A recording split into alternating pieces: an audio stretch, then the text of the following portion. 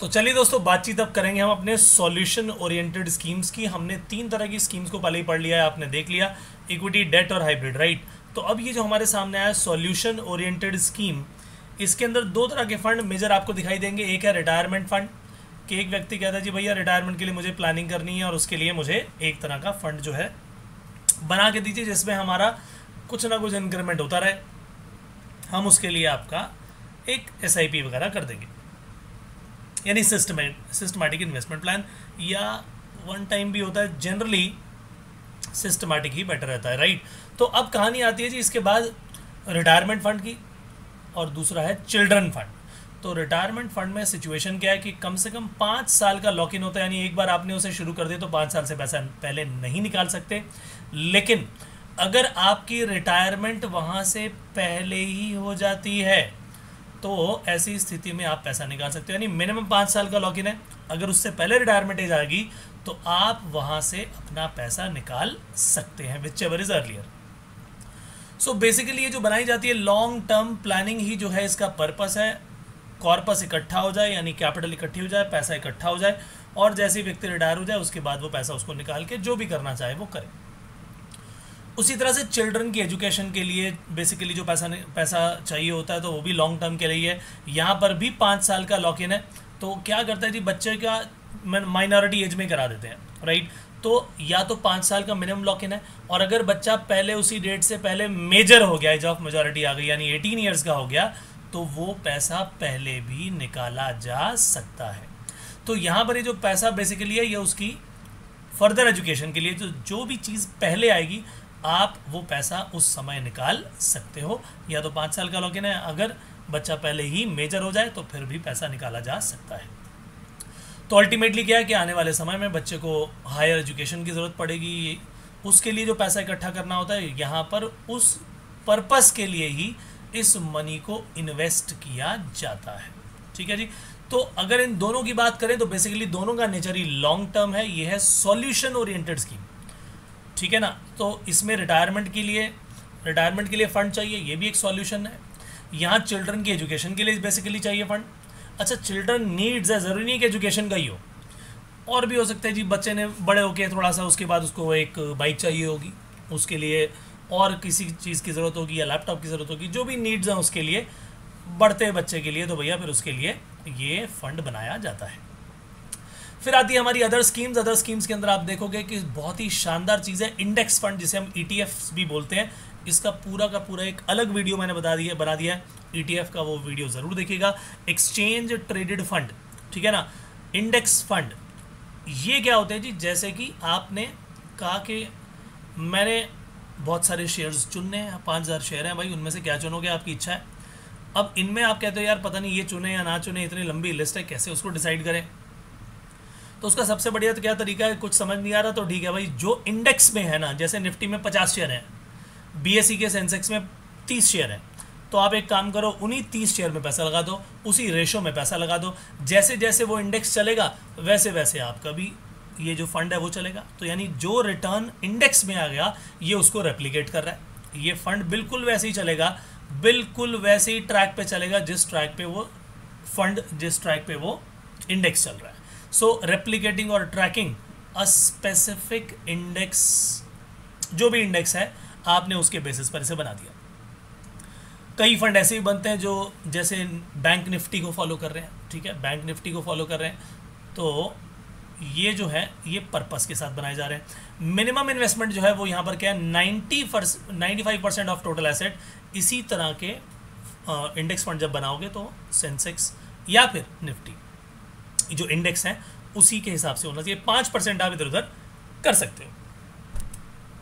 फिर आ गया fund of funds का मतलब क्या है, ये चाहे ओवरसीज हो चाहे डोमेस्टिक हो। इसका मीनिंग क्या है कि ऑलरेडी मल्टीपल फंड्स हैं। इसका प्रैक्टिकल भी कराऊंगा मैं आपको। जैसे SBI ने कहा कि जी मेरे ये 5 फंड हैं, 5 अलग अलग फंड चलते चले आ रहे हैं। अब इन पांचों फंड्स का मैंने एक फंड नया बना दिया कि जो भी पैसा इस नए फंड में आएगा वो मेरे इन एग्जिस्टिंग 5 फंड में जाएगा और इन सभी का जो है वो बेनिफिट उसे मिलेगा। तो उसे बोलते हैं फंड ऑफ फंड्स।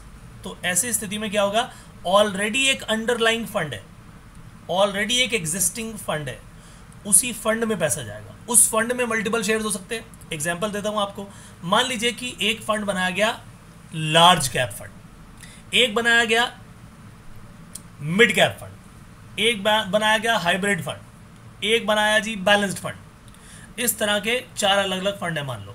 तो एक अब नया फंड बनाया फंड ऑफ फंड्स। अब वो जो बैलेंस्ड फंड है उसने कुछ इक्विटी में कुछ डेट में डाला हुआ है, ठीक है जी। एक वो जो कि लार्ज कैप फंड है उसने डाला हुआ है पैसा। अब उन्होंने तो उसमें शेयर्स में पैसा इन्वेस्ट किया, लेकिन जो नया फंड बन के आ रहा है इसने सीधा फंड में ही पैसा डाल दिया, क्योंकि ये जो हिस्सा फंड में जा रहा है वो उसी तरीके से आगे इन्वेस्ट होगा। इसका एक हिस्सा डाल दिया हमने बैलेंस फंड में, तो उसी हिसाब से डेट में जाएगा। एक डाल दिया हाइब्रिड किसी तरीके से, मान लीजिए कंजर्वेटिव हाइब्रिड में डाल दिया, तो इस तरह से वो डिवाइड हो गया। यानी एक नया फंड बनाया जो कि कई फंड्स में लगेगा, फर्दर फंड्स में पैसा लगेगा, तो यानी डायरेक्टली इक्विटी में नहीं जा रहा। तो 95% इसका भी, इस टोटल एसेट का भी जो भी पैसा आएगा वो फंड्स में ही लगेगा, ठीक है जी।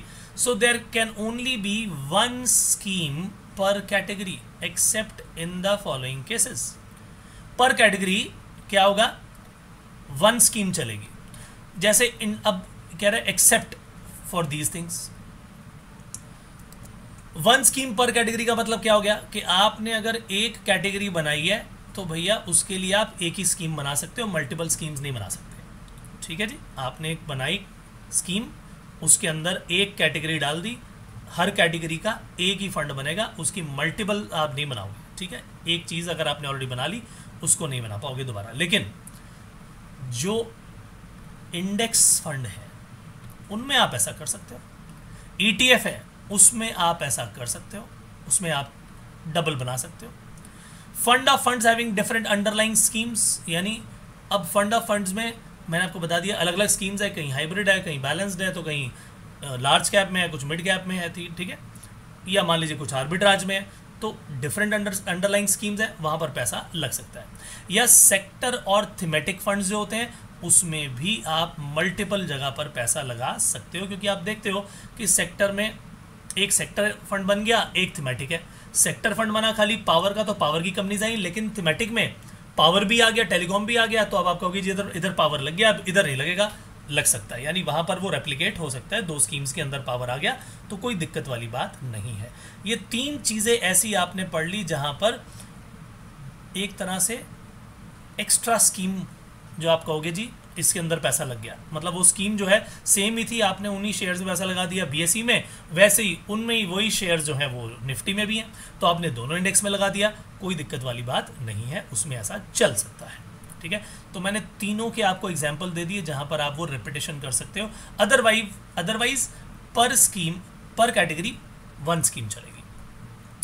अब ये सारी की सारी कहानी आपको यहाँ तक जो समझ में आई, ये थी हमारी 5 के 5 मेन पॉइंट जो कवर हो चुके हैं, ठीक है। लेकिन कुछ ऐसे एडिशनल, मतलब जैसे जैसे समय बीतता है नई चीज़ें भी आती हैं, राइट।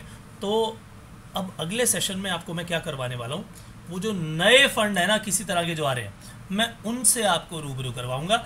तब तक आप ये अच्छी तरह पढ़ लीजिए, ठीक है। जैसे ये फिनिश हो गया, हमारे वो 5 पार्ट्स जो मैंने आपसे कहे थे वो पूरे कंप्लीट हो गए, लेकिन कुछ नए टाइप के फंड्स, कुछ अदर कैटेगरीज जो हैं वो आ रही हैं, मैं उसका भी डिस्कशन करूंगा, but that will be done in our next lesson.